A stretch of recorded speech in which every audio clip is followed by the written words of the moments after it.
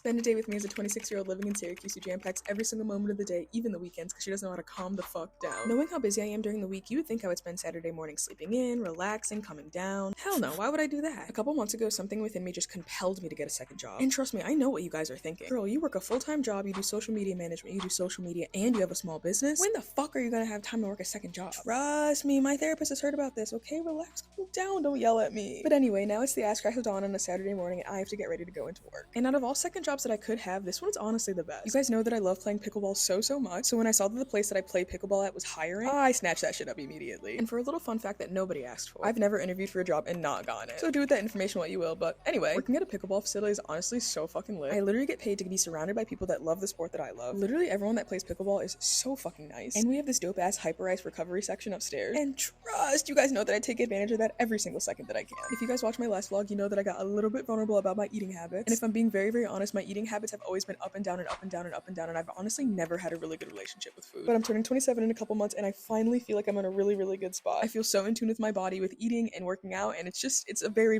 good feeling. Okay, vulnerable session over, let's get back into the day. I decided to be a very good girlfriend and fill up Hannah's car with gas, and as a little bit of a trade, Han switched out my driver's side headlight. And obviously you guys know that I'm an engineer, but I'm not this kind of engineer. So knowing that Han can do work on my car is like, damn, they can like get it. As a little bit of a midday checkpoint, I woke up at 7 a.m. I worked for 5 hours. It's like 1 p.m. at this point, and I wanted nothing more but to finish this book that I've been reading. So I begrudgingly gave myself a 30-minute break to lay down and read the book, and honestly, it was very nice. As you can probably infer, it is extremely hard for me to be able to take a break during the day. And yes, me and my therapist are talking about it constantly, okay, don't worry. But even laying down for 30 minutes and reading is just like such a big hurdle for me to get over. And trust me, I know that sounds a little bit unhealthy, because it definitely is unhealthy. But one thing about me on this page is that I am always going to keep it vulnerable and honest with you guys as much as I can. After opening a pen pal letter from my sweet friend Mare, packing up 9 boxes of books, and sitting back and relaxing with a cookie witch from Burned Dairy, it was time to get out of these comfy clothes and change into something a little bit more party-centric. Because if it wasn't enough working this morning, watching Han do work on my car, and packing our apartment, tonight we were hosting a party. You guys know that we move in less than a week, and I absolutely love nothing more than having people in our apartment. So it just wouldn't feel like a true send-off if we didn't have one last hurrah. And the theme of tonight's party was, come drink all of our beer or I'm gonna dump it out because I don't want to move it to our new apartment. I honestly don't really drink that much anymore, but I love hosting a good party, which means that we end up with so many random beers and drinks every single time we host. And literally no part of me wanted to move that to our new apartment. So we invited a bunch of our friends over and just gave them a bunch of free booze. And that shit was successful, let me tell you. Wait, also a little random fun fact about me. Obviously you guys know that I'm a coffee gal through and through, but I hate an espresso martini. But I do love making them. I literally just like love being a host so much. So the second one of my friends asked for an espresso martini, I'm whipping up like 6 of them. But you will never catch me taking a sip of those. At this point of the night, we are so exhausted. I've been up for God knows how long. So I'll see you guys later, and I love you. Bye guys!